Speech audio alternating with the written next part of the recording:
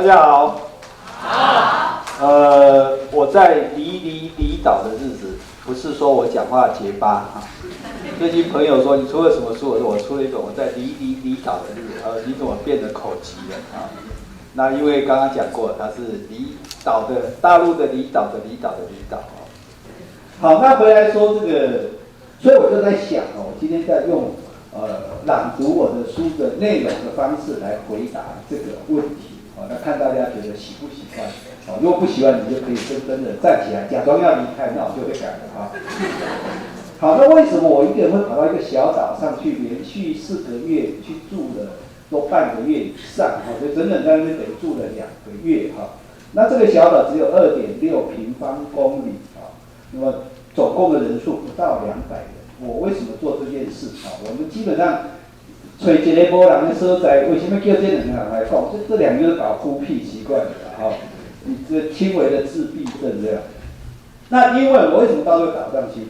因为你需要一个岛屿做你的情人，你不一定要立刻拥有它，先有个念想就行了。反正就是个小岛，四面环着海，不可能不偏僻，不可能不安静，所以人不可能多，也不可能有什么事好做。还有比这更理想的情人吗？所谓情人，不就是在一起无所事事，干嘛都开心，什么都不干也开心的？你先在心里想这个情人，连他在哪里也不需要弄清楚，就先想象他的样子：浅浅的港湾，静静的沙滩，老老的房子，稀稀落落的人，还有必定生动活泼的自然生态。那你对这方面没兴趣也无妨。情人的好处就是不必样样都喜欢，取你要的就行了。甚至他连你想要的可能也没有，那就想象呗。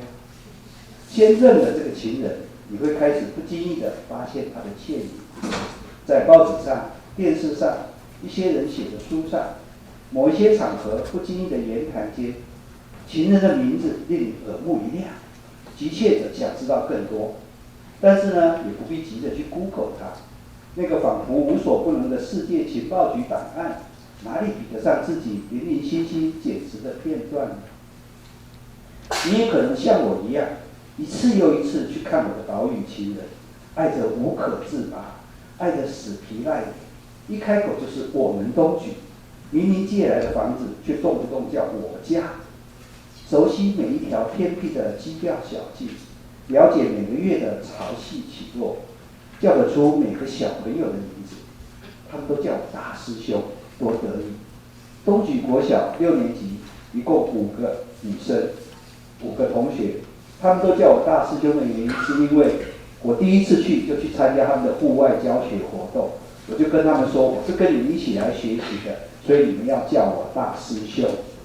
这是我的阴谋，以免他们叫我阿伯或是爷爷。那么那时候那个当地的导游就经常的会找带的游客，就说我们现在那个作家苦林就住在这一栋里面，如果有方便的话，他会出来跟大家挥手。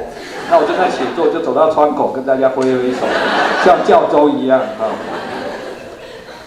好，那么这个大埔部落，那先民们一步步走过挑鱼贩卖的古道，那远眺悬崖与孤岛的凉亭，有永远吹不尽的风，永远在心中不断上演的一个昔日热闹小渔港的如梦情景。我也想那一个个废弃了的军事基地，战士走了，大自然来了，花草树藤又占领了建筑，虫鸣鸟叫也代替了枪炮，那沙发已经远了，亮黄的小花肆无忌惮地开在斑驳的炮口。我前几年就王建华校长邀请我再去的时候，那时候东举国小26个学生，从宝贝班、幼稚园加小学加起来26还是27个学生啊，可是有31个老师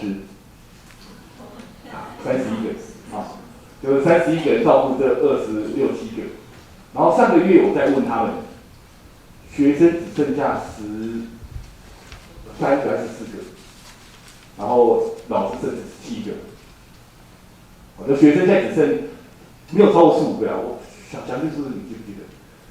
就是上个月，那是去年，去现在全校剩6个，哦6个而已7个老师，所以就人数变得非常非常少。那我就觉得很可惜，是说，应该在孩子幼稚园或小学阶段，真的应该可以全家搬到马祖去一年。假如各位工作是自由工作者哈，或者是说可以请他或者太太搬过去吧，现在在那赚钱，我现在是搬过去太太赚钱哈，反正带孩子过去，这很棒，因为那环境是无法取代的，而且，你有一段时间，包括大人讲，有一段时间在这样的岛上是很快乐的，而且小孩在那个自然场域里面，跟同伴跟那个自然，我觉得是。哇，你说你对文化的刺激，对什么学习，其实都可以做强放大的，可是环境是无法取代的，所以我真的很希望，呼吁大家，真的，如果孩子还在幼稚园和小学阶段，好像一定应该可以去搬居然住1个学期或一年，让孩子这样读1年或1学期，真的是很棒的事情。将近20年来，我们在提倡说，要接受大自然，人从大自然里面感受到自然生命的力量。感受到人跟自然一体的，就是我们要讲这一步。可是，我就很多朋友问我说，我每天爬山啊，每天早上走步道啊，可是呢，到底是我没有慧根，还是你们在骗我们？我说我走了几十年，从来鸟是鸟，花是花，我是我，都分开的。我从来没有感觉到自然的生命，从来没有跟他们是可以互相对话的。我说很多朋友就在跟我讲啊，他说真的，他退休之后每天爬山，每天去登山。从来不觉得就是那个我是我，从来没关系。好，我说你们方美说可以跟体会自然的生命，可以跟自然对谈，到底是真的假的？可能我这样一个问题。然后因为被问到太多了，然后其实我后来就协助他们用方法来协助他们说如何去进入到自然生命，如何体会到自然生命。方法很简单，就是你一个人周边没有任何同伴，你的视野所及也没任何一个人类，好，然后。甚至你视野所及也没任何一个人工的东西啊，没有一个电线杆啊、柏油路啊都没有啊，就说，然后你一个人这样在大自然里面悠游，没有目的性的。今天假如你要特别去做什么水生制作调查、对昆虫啊、草药的采集啊，那当然就不行，对吧？你没有任何目的的，然后你一个人，然后周边没有任何同伴，没有任何人类啊，然后也看不到人工的东西，当然更不能有手机的干扰啊，然后你就一个人在大自然里面去。2个小时、3个小时、4个小时、5个小时，慢慢拉更长，你就逐渐可以感受到这自然生命。重点在一个人，不能有其他人类。很简单，因为只要有个同伴，你的心情就会放在同伴上。即便那个人不打扰你，那个人你不认识，可是只要你的视野所及有另外一个人类的时候，你就没办法完全开放自己的感官去感受到自然生命，就比较不容易。所以各位如果真的觉得说常常去自然走，可走半天从来没有感觉到自然生命。这是一个方法，大家可以试试看。当然，你不要认为说是很危险，不会危险，坏人都在都市里面。干嘛在山里待个那么久？山就是山，树就是树，有什么好看？因为你不认识它，所以你不觉得好看。就像你走到街上，看到一群人陌生人，你不觉得好看。你走到路上，那个我们老师，那个谁，我同事好像交女朋友啊，你就会有兴趣了。所以你越熟悉它，你就觉得它越好看。那甚至到后来，我就在我的第2本书《苦苓的森林密语》里面呢，就已经可以跟动物、跟植物对话了。结果居然有记者来访问说：“请问苦苓先生，你真的可以跟动物听到他们动物、植物的声音吗？”那我又不能说谎，我现在是解说员啊。但是我就老实跟他说，我真的可以听到他们的声音。为什么呢？因为我有幻听。不过我觉得真的，如果有机会让小朋友到那里去，你说那很无聊吗？不会。你知道那个自然生态风在沙滩上，在海水退的时候，那个潮间带上，随便你去捡，随便你去挖，什么文蛤、沙蚌，什么海钢盔，什么淡菜，那个寄居蟹，那个小孩子一定会开心到。我们东莒国小小朋友上课我很喜欢跟他们上课，因为他们一天到晚不在教室上课。